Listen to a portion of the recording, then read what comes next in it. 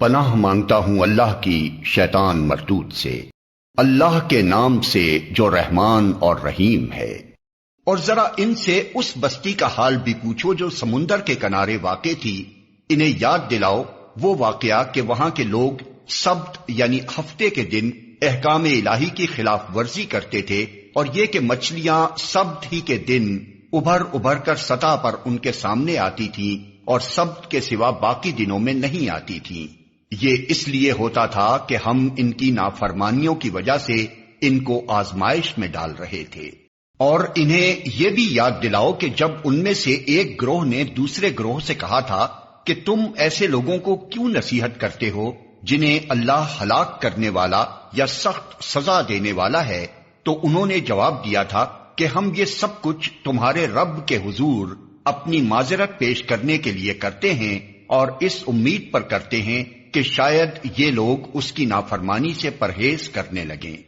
آخر کار جب وہ ان ہدایات کو بالکل ہی فراموش کر گئے جو انہیں یاد کرائی گئی تھی، تو ہم نے ان لوگوں کو بچا لیا جو برائی سے روکتے تھے، اور باقی سب لوگوں کو جو ظالم تھے ان کی نافرمانیوں پر سخت عذاب میں پکڑ لیا۔ پھر جب وہ پوری سرکشی کے ساتھ وہی کام کیے چلے گئے جس سے انہیں روکا گیا تھا، تو ہم نے کہا کہ بندر ہو جاؤ ذلیل اور خوار۔ اور یاد کرو جبکہ تمہارے رب نے اعلان کر دیا کہ وہ قیامت تک برابر ایسے لوگ بنی اسرائیل پر مسلط کرتا رہے گا جو ان کو بدترین عذاب دیں گے۔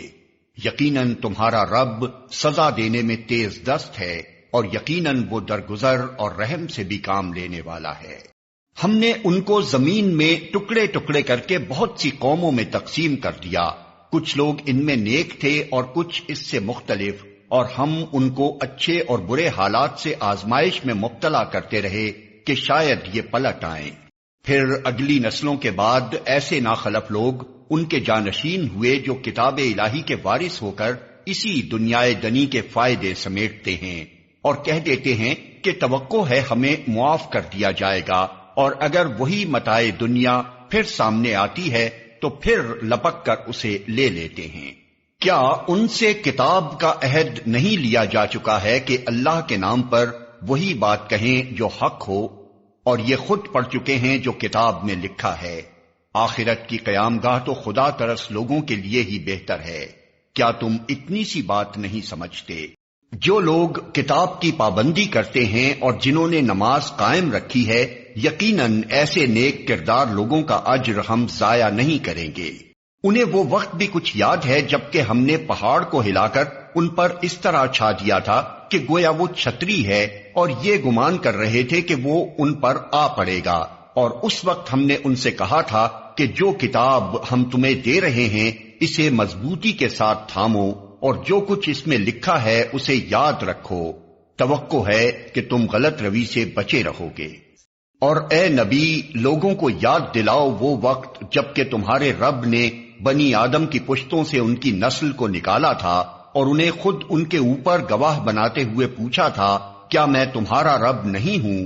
انہوں نے کہا ضرور آپ ہی ہمارے رب ہیں، ہم اس پر گواہی دیتے ہیں۔ یہ ہم نے اس لیے کیا کہ کہیں تم قیامت کے روز یہ نہ کہہ دو کہ ہم تو اس بات سے بے خبر تھے، یا یہ نہ کہنے لگو کہ شرک کی ابتدا تو ہمارے باپ دادا نے ہم سے پہلے کی تھی اور ہم بعد کو ان کی نسل سے پیدا ہوئے۔ پھر کیا آپ ہمیں اس قصور میں پکڑتے ہیں جو غلط کار لوگوں نے کیا تھا؟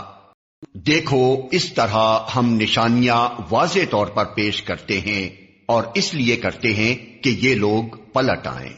اور اے محمد، ان کے سامنے اس شخص کا حال بیان کرو جس کو ہم نے اپنی آیات کا علم عطا کیا تھا، مگر وہ ان کی پابندی سے نکل بھاگا۔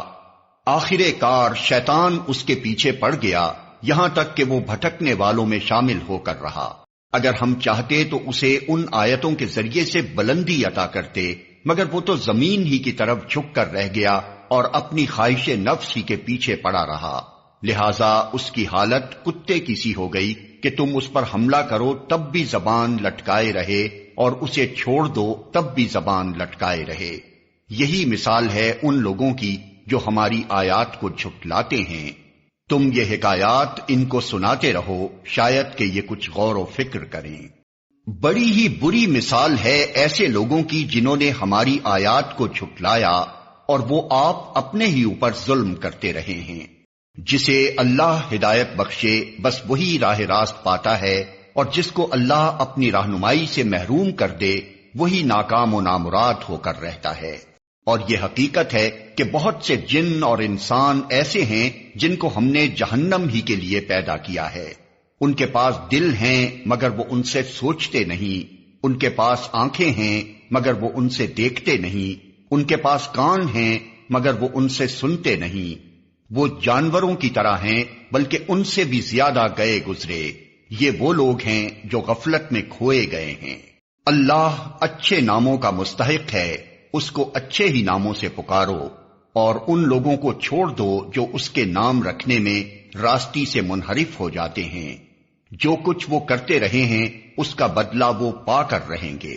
ہماری مخلوق میں ایک گروہ ایسا بھی ہے جو ٹھیک ٹھیک حق کے مطابق ہدایت اور حق ہی کے مطابق انصاف کرتا ہے۔ رہے وہ لوگ جنہوں نے ہماری آیات کو جھٹلا دیا ہے تو انہیں ہم بتدریج ایسے طریقے سے تباہی کی طرف لے جائیں گے کہ انہیں خبر تک نہ ہوگی۔ میں ان کو ڈھیل دے رہا ہوں، میری چال کا کوئی توڑ نہیں ہے۔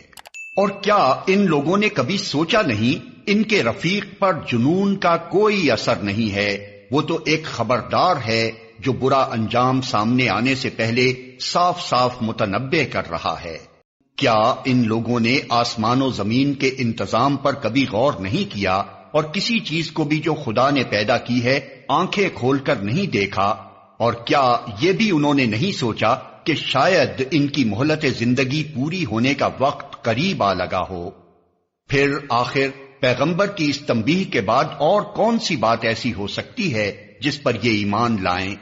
جس کو اللہ رہنمائی سے محروم کر دے اس کے لیے پھر کوئی رہنما نہیں ہے، اور اللہ انہیں ان کی سرکشی ہی میں بھٹکتا ہوا چھوڑے دیتا ہے۔ یہ لوگ تم سے پوچھتے ہیں کہ آخر وہ قیامت کی گھڑی کب نازل ہوگی؟ کہو اس کا علم میرے رب ہی کے پاس ہے، اسے اپنے وقت پر وہی ظاہر کرے گا۔ آسمانوں اور زمین میں وہ بڑا سخت وقت ہوگا، وہ تم پر اچانک آ جائے گا۔ یہ لوگ اس کے متعلق تم سے اس طرح پوچھتے ہیں گویا کہ تم اس کی کھوج میں لگے ہوئے ہو۔ کہو اس کا علم تو صرف اللہ کو ہے، مگر اکثر لوگ اس حقیقت سے ناواقف ہیں۔ اے محمد ان سے کہو کہ میں اپنی ذات کے لیے کسی نفع اور نقصان کا اختیار نہیں رکھتا، اللہ ہی جو کچھ چاہتا ہے وہ ہوتا ہے، اور اگر مجھے غیب کا علم ہوتا تو میں بہت سے فائدے اپنے لیے حاصل کر لیتا اور مجھے کبھی کوئی نقصان نہ پہنچتا۔ میں تو محض ایک خبردار کرنے والا اور خوشخبری سنانے والا ہوں ان لوگوں کے لیے جو میری بات مانے۔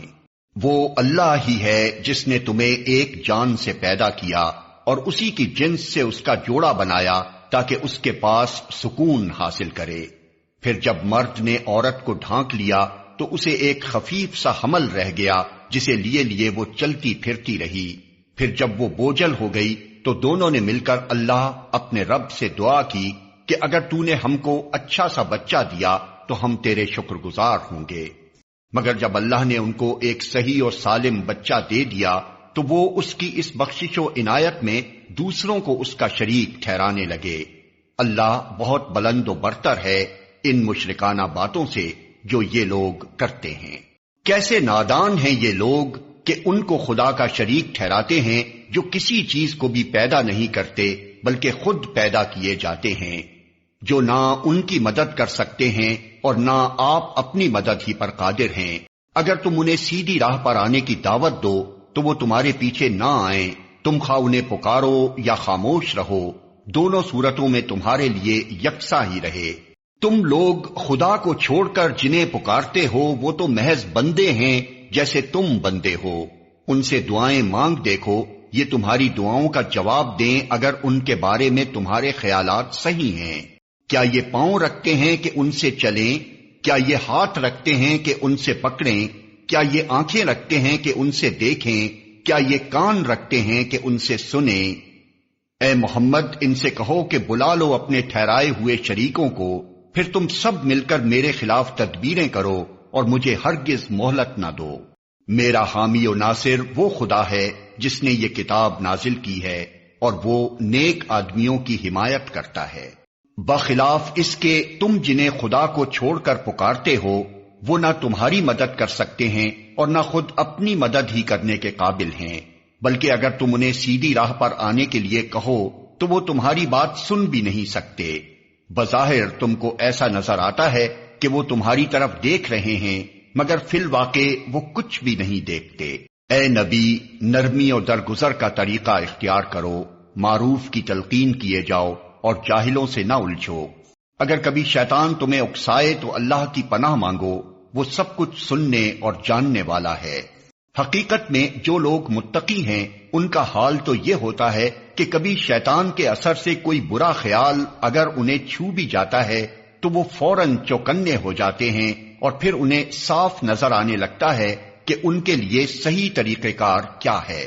رہے ان کے یعنی شیاطین کے بھائی بند تو وہ انہیں ان کی کجروی میں کھینچے لیے چلے جاتے ہیں اور انہیں بھٹکانے میں کوئی کسر اٹھا نہیں رکھتے۔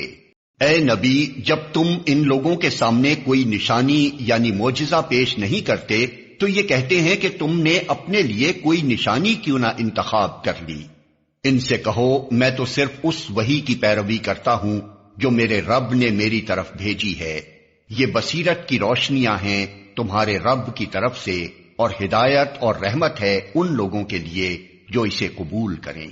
جب قرآن تمہارے سامنے پڑھا جائے تو اسے توجہ سے سنو اور خاموش رہو، شاید کہ تم پر بھی رحمت ہو جائے۔ اے نبی، اپنے رب کو صبح و شام یاد کیا کرو، دل ہی دل میں زاری اور خوف کے ساتھ اور زبان سے بھی ہلکی آواز کے ساتھ۔